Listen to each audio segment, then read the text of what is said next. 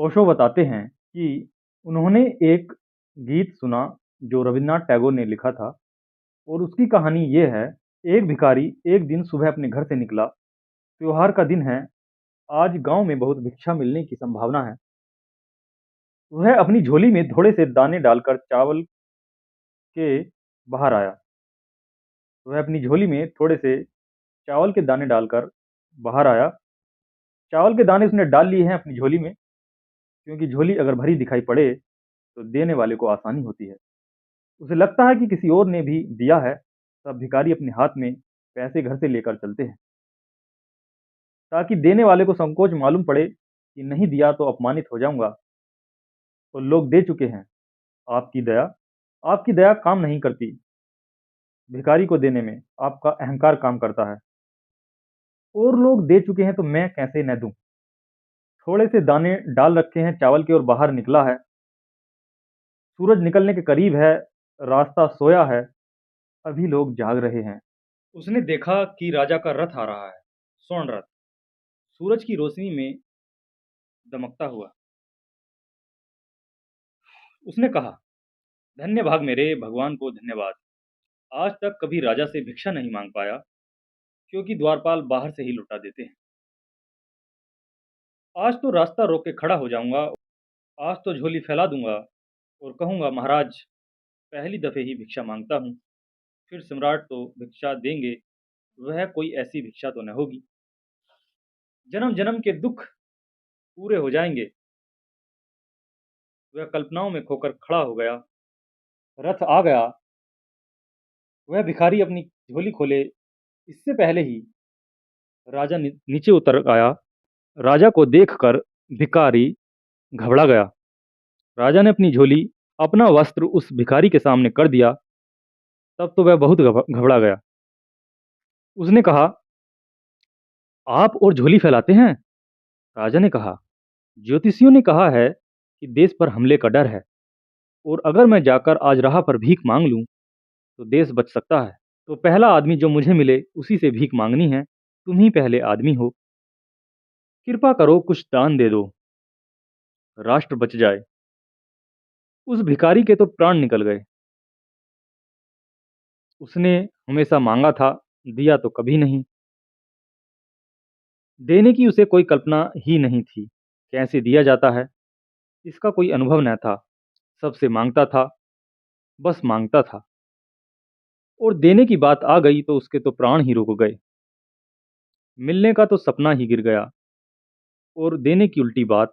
उसने झोली में हाथ डाला और मुट्ठी भर दाने हाथ में लिए भरता है और मुट्ठी छोड़ देता है। हिम्मत नहीं होती कि उसे दे दे। राजा ने कहा, कुछ तो दे दो, देश का ख्याल करो। ऐसा मत करना कि मना ही कर देना, अन्यथा बहुत हानि हो जाएगी। बहुत मुश्किल, बहुत कठिनाई से एक दाना भर उसने निकाला और राजा के वस्त्र में डाल दिया। राजा रथ पर बैठा और चला गया। धूल उड़ती रह गई और साथ में रह गया भिखारी का दुख। एक दाना आज उसे देना ही पड़ा। भिखारी का मन देने का नहीं था। दिन भर भीख मांगी, बहुत भीख मिली, लेकिन भिखारी के हृदय में उस एक दाने का दुख भरा रहा। एक दाना जो उसने दिया था, उसका दुख, उसकी चिंता उसे सताए रही। कितना ही मिल जाए आदमी को, जो मिल जाता है उसका धन्यवाद नहीं देता। जो नहीं मिल पाया, जो छूट गया, जो नहीं है पास, उसकी पीड़ा होती है। सांझ को लौटा दुखी, इतना कभी नहीं मिला था। झोला लाकर पटका। पत्नी ने देखा तो नाचने लगी। कहा, इतनी भीख मिल गई? उसने कहा, नाच मत पागल, तुझे पता नहीं, एक दाना कम है। एक दाना कम है जो अपने पास हो सकता था। फिर झोली खोली, सारे दाने उलट दिए। फिर वह भिखारी छाती पीट कर रोने लगा। पहले तो वह सिर्फ उदास था, अब वह रोने लगा। देखा कि दानों की उस कतार में, उस भीड़ में, उस ढेर में एक दाना सोने का हो गया है। तब तो वह चिल्ला चिल्ला कर रोने लगा कि मैं अवसर चूक गया, बड़ी भूल हो गई। मैं सब दाने दे देता तो वे सब सोने के हो जाते, लेकिन कहाँ खोजूं अब उस राजा को। बड़ी मुश्किल हो गई। अब क्या होगा? क्या होगा अब? वह तड़पने लगा। उसकी पत्नी ने कहा, तुझे पता नहीं, तुझे आज तक पता नहीं शायद कि जो हम देते हैं वही स्वर्ण का हो जाता है, जो हम इकट्ठा कर लेते हैं वह मिट्टी का हो जाता है। सब जानते हैं, जो जानते हैं वे गवाही देंगे इस बात की, जो दिया है वही स्वर्ण का हो गया है।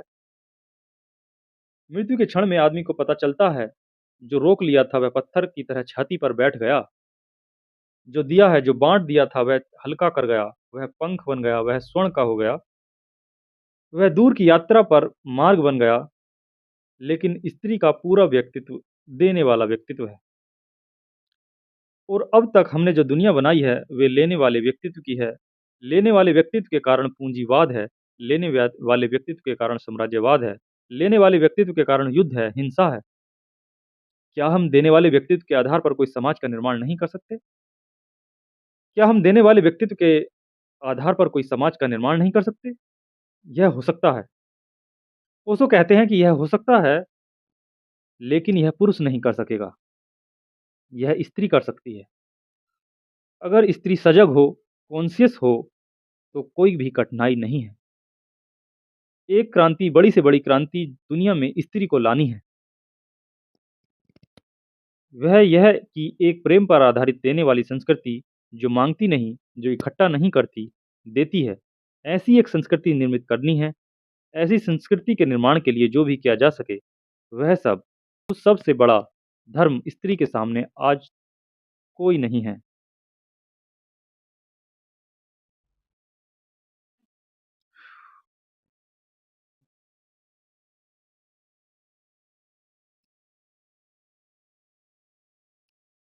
ओशो ने स्त्री के व्यक्तित्व के बात पर बात कही कि वह, उसका व्यक्तित्व देने वाला व्यक्तित्व है, वह पुरुष से ऊंची है और इस दुनिया को, इस समाज को बदल सकती है।